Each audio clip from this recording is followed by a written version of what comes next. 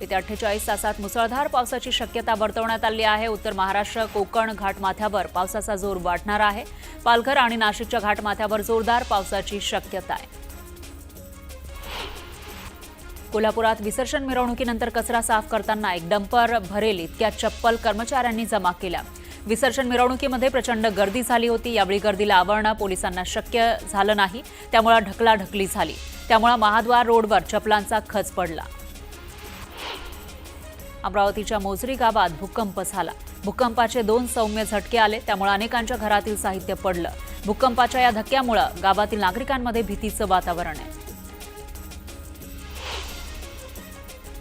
सिंधुदुर्गच्या मच्छी बाजारामध्ये मासे खरेदीसाठी नागरिकांनी मोठी गर्दी केली। गणेशोत्सवात खवय्यांनी बाजाराकडे पाठ फिरवली होती, मात्र काल गणेश विसर्जनानंतर पुन्हा नागरिकांनी मासे खरेदीसाठी गर्दी केली। पालघरच्या सातपाटीमध्ये समुद्र किनाऱ्यावर 2 तर शिरगावच्या समुद्र किनाऱ्यावरून एक संशयास्पद कंटेनर वाहून आल्यानं खळबळ माजली। त्यामुळे पालघर पोलिसांसह तटरक्षक दल घटनास्थळी पोहोचलं। दरम्यान समुद्राला भरती आल्यानं कंटेनरपर्यंत पोहोचण्यास अडचण येत होती। बुलढाणा जिल्ह्यातील जटाशंकर धबधबा कोसळायला सुरुवात झाली आहे। यामुळे धबधबा पाहण्यासाठी पर्यटकांनी मोठी गर्दी केली। जळगावच्या पूर्णाड फाटा ते डोलारखेडा फाटा रस्त्याची दुरावस्था झाली आहे। यामुळे वाहनधारकांना नाहक त्रास सहन करावा लागतोय। तातडीनं रस्ता दुरुस्त करावा अशी मागणी करण्यात आली आहे। वाल्मिक कराडला व्हीआयपी ट्रीटमेंट दिल्यानं चर्चेत आलेल्या बीड जिल्हा मध्यवर्ती कारागृहाच्या जेलरचा नवा कारनामा समोर आलाय। कारागृह परिसरातील अनधिकृत झाडाची कत्तल करण्यात आली आहे, त्यामुळे पर्यावरण प्रेमींमधून संताप व्यक्त केला जातोय।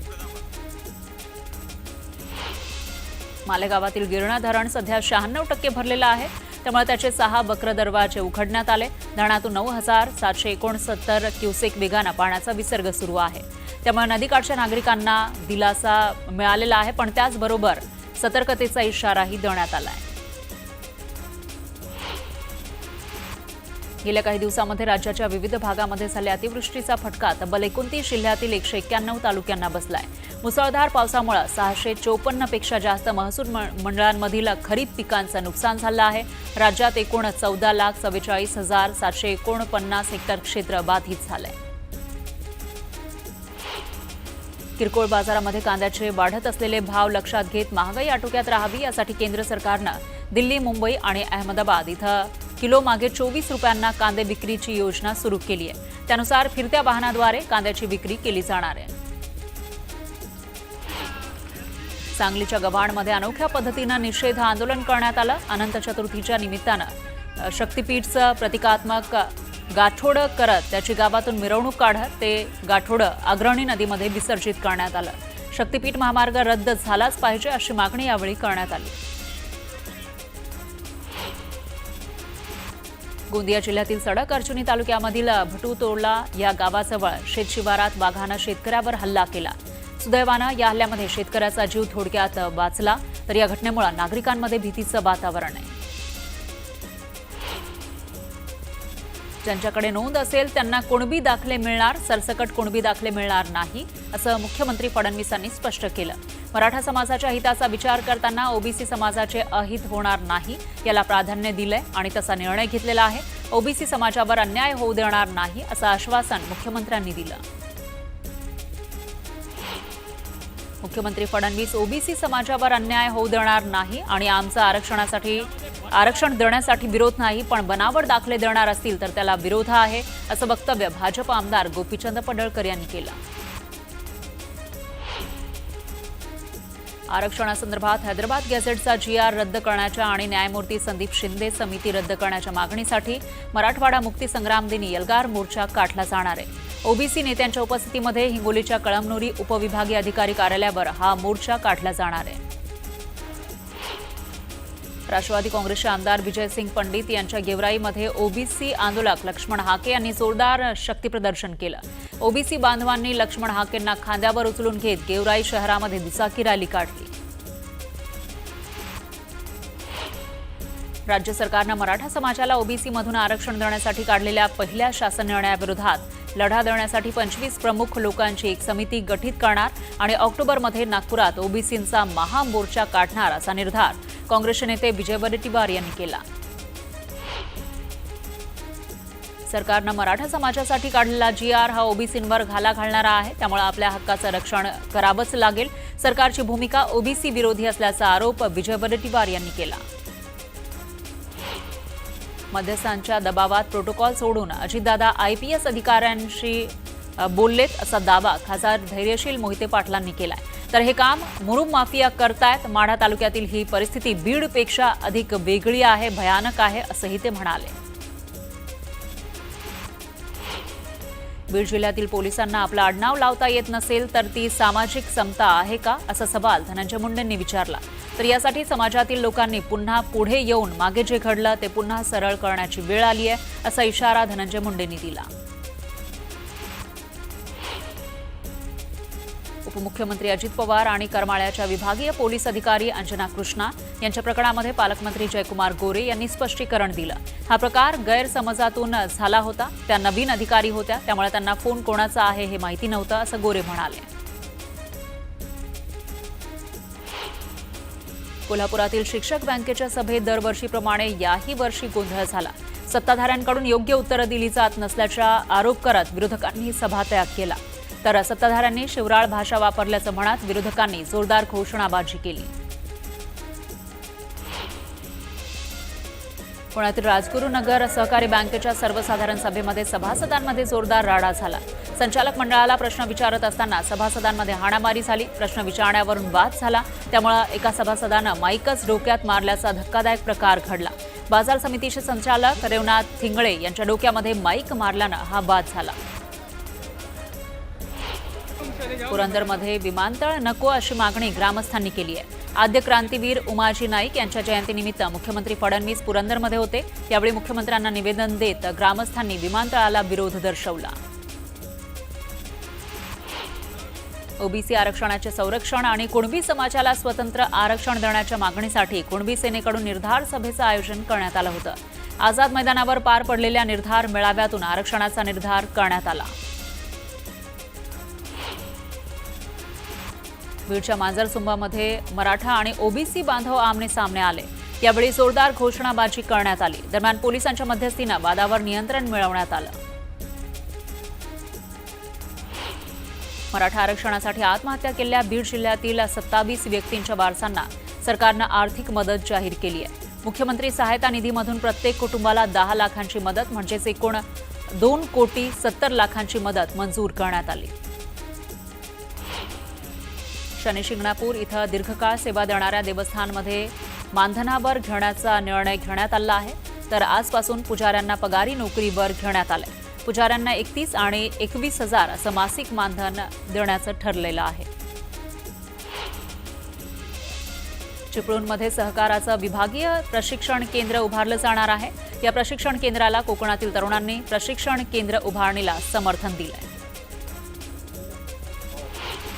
पंढरपूरमध्ये मसवड माळशिरस मार्गावर शेतकऱ्यांनी आंदोलन केलं. नीरा देवघर धरणाचं पाणी माळशिरस तालुक्याला देण्याची मागणी करण्यात आली. तातडीनं मागणी पूर्ण करण्याची मागणीही करण्यात आली. विरारमध्ये इमारतीचा स्लॅब कोसळला, त्यामुळे 3 जण जखमी झाले. 40 वर्ष जुन्या असलेल्या इमारतीमध्ये तब्बल 17 कुटुंब राहत आहेत.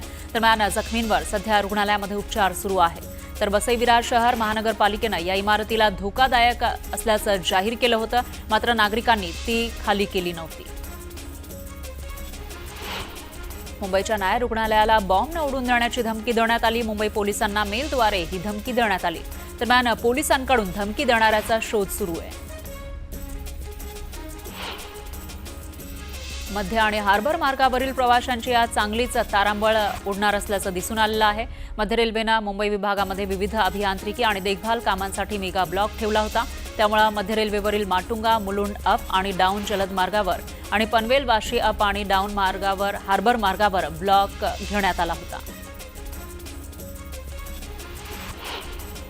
पुरंदर इथल्या प्रस्तावित छत्रपती संभाजीराजे आंतरराष्ट्रीय विमानतळासाठी पूर्वी निर्धारित करण्यात आलेल्या जमिनीमध्ये निम्म्याहून कपात केल्यानंतर प्रत्यक्ष टर्मिनल आणि धावपट्टीसाठी मात्र पूर्वीच्या आराखड्यानुसारच अर्थात सुमारे 2,200 एकर जमीन कायम ठेवण्यात आली आहे. यामध्ये 2 धावपट्ट्या असतील.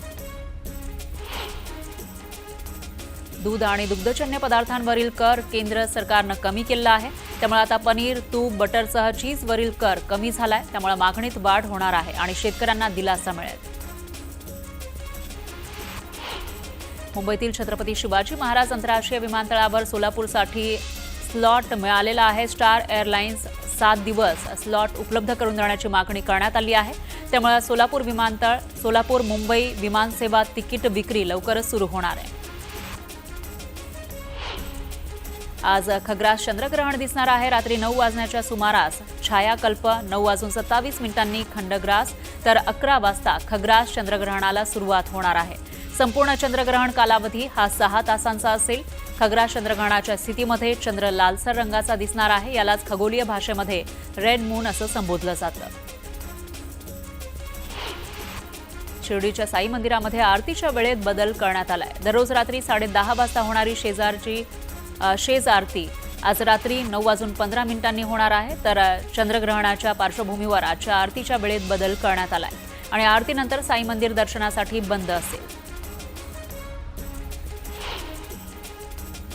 जळगावच्या चोपडामधील बाजारपेठेमध्ये गुलाबाईच्या मूर्ती विक्रीसाठी दाखल झालेल्या आहेत. मात्र खरेदीसाठी भाविकांनी अल्प प्रतिसाद दिला. गणेश विसर्जनानंतर गुलाबाईची स्थापना होत असते. हा उत्सव विदर्भ, मराठवाडा आणि खानदेशात मोठ्या उत्साहात महिलांकडून साजरा केला जातो. सिंधुदुर्गच्या वैभववाडीमधील भुईबावडा गावात राजस सेवा मंडळाकडून गणेशोत्सव साजरा करण्यात आला. एका वाडीत फक्त 12 घरं आहेत आणि या 12 घरांमधील रहिवाशांनी वेगवेगळ्या रूपातील बाप्पाची 10 दिवस मनोभावे सेवा केली. 234व्या जयंतीनिमित्त आद्य क्रांतीवीर उमाजी नाईक यांना अभिवादन करण्यात आलं. महाराष्ट्राचे आराध्य दैवत खंडोबाच्या गडकोट पायरी मार्गावरील उमाजी नाईक यांच्या पुतळ्याला पुष्पहार अर्पण करून अभिवादन करण्यात आलं. हिंगोलीमध्ये बंजारा समाजाकडून मेळाव्याचं आयोजन करण्यात आलं. या मेळाव्यानिमित्त शहरातील नांदेड नाका ते महावीर भवनापर्यंत भव्य मिरवणूक काढण्यात आली. मिरवणुकीमध्ये मोठ्या संख्येनं बंजारा समाजाच्या नागरिकांनी सहभाग घेतला. नागपूरच्या धनगौरी कॉलनीमध्ये चोरी करणाऱ्या 3 चोरट्यांना पोलिसांनी अटक केली आहे. अटक केलेल्या चोरट्यांमध्ये एका बंगालीचा समावेश आहे. चोरट्यांकडून पोलिसांनी 1.5 लाखाचा मुद्देमाल जप्त केला आहे. शहापूरमध्ये मुंडेवाडी आसनगावमध्ये भारंगी नदीपात्रात 3 तरुण वाहून गेले. तिघांपैकी 2घांचा मृतदेह सापडलाय. दरम्यान एकाचा जीवरक्षक दलाकडून शोध घेतला जातोय. कल्याण डोंबिवलीमध्ये वसंत व्हॅली परिसरातील प्रसूतीगृहामध्ये एका दिवसाच्या बाळाचा मृत्यू झाला. डॉक्टर आणि कर्मचाऱ्यांच्या हलगर्जीपणामुळे मृत्यू झाल्याचा आरोप कुटुंबियांनी केला. कठोर कारवाई करावी अशी मागणीही नातेवाईकांनी केली. कर्जतच्या महावीर पेठेतील बँक ऑफ इंडियाच्या शाखेला आग लागल्याची घटना समोर आली. शॉर्ट सर्किटमुळे आग लागल्याची माहिती आहे. अग्निशमन दलाकडून आगीवर नियंत्रण मिळवण्यात आलं आहे. दरम्यान आगीत रोख रक्कम जळाल्याची माहिती आहे. नागपूरच्या पाचपावलीमध्ये पोलिसांनी अवैधरित्या दारू विक्री करणाऱ्यांवर कारवाई केली. यावेळी पोलिसांनी एकाला ताब्यात घेतलं. दरम्यान त्याच्याकडून संपूर्ण दारू साठा जप्त केला. चंद्रपूरमध्ये स्थानिक गुन्हे शाखेनं मोठी कारवाई केली आहे. यावेळी पोलिसांनी 298 ग्रॅम ब्राऊन शुगर बाळगणाऱ्या 2घांना अटक केली आहे. तर त्यांच्याकडून संपूर्ण मुद्देमाल जप्त केला. जालन्याच्या दावलवाडीमध्ये बापानं लेकीला संपवलंय. मुलीच्या प्रेम प्रकरणातून संतापून बापानं मुलीची गळा आवळून हत्या केली. गळफास घेतल्याचा बापानं बनाव सुद्धा रचला होता. दरम्यान निर्दयी बापाला पोलिसांनी अटक केली आहे. पुण्याच्या मनसरमध्ये रिपेअरिंगच्या दुकानामध्ये गॅसचा भडका उडाला. सुदैवानं यामध्ये कोणतीही जीवितहानी झाली नाही. दरम्यान परिसरामध्ये भीतीचं वातावरण पसरलं होतं. धाराशिवच्या घाटनांदूर गावात पवनचक्कीची तक्रार केल्यावरून एका शेतकऱ्याला जीवघेणी मारहाण करण्यात आली आहे. मारहाणीमध्ये शेतकरी गंभीर जखमी झालाय. शेतकऱ्यावर रुग्णालयात उपचार सुरू आहेत. जळगाव जिल्ह्यातील यावल इथं बेपत्ता 6 वर्षाच्या मुलाचा शेजारच्या घरात मृतदेह आढळला. शेजारच्या घरामध्ये मृतदेह आढळल्यानं संतप्त नागरिकांनी शेजारच्या दुकानावर दगडफेक केली. या घटनेमुळे यावल शहरात तणावपूर्ण वातावरण आहे. यावल शहरातील बाबूजीपुरा परिसरात मोठा बंदोबस्त तैनात करण्यात आलाय. चाळीसगावच्या ऋषी पांथा बहाळमध्ये विसर्जनासाठी आलेला तरुण गिरणा नदीमध्ये वाहत होता.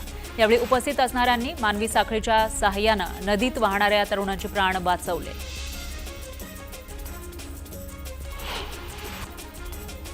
गणपती विसर्जनादरम्यान मुंबईतील साकीनाका परिसरामध्ये विजेची तार पडली, त्यामुळे एका व्यक्तीचा मृत्यू झाला तर 5 जण गंभीर जखमी झाले. जखमींवर रुग्णालयात उपचार सुरू आहेत. छत्रपती संभाजीनगरमध्ये विसर्जन स्थळी तरुणांनी हुल्लडबाजी केली. यावेळी समज देणाऱ्या पोलिसांची तरुणानं कॉलर पकडली. दरम्यान हुल्लडबाजी करणाऱ्या तरुणांना पोलिसांनी ताब्यात घेतलं.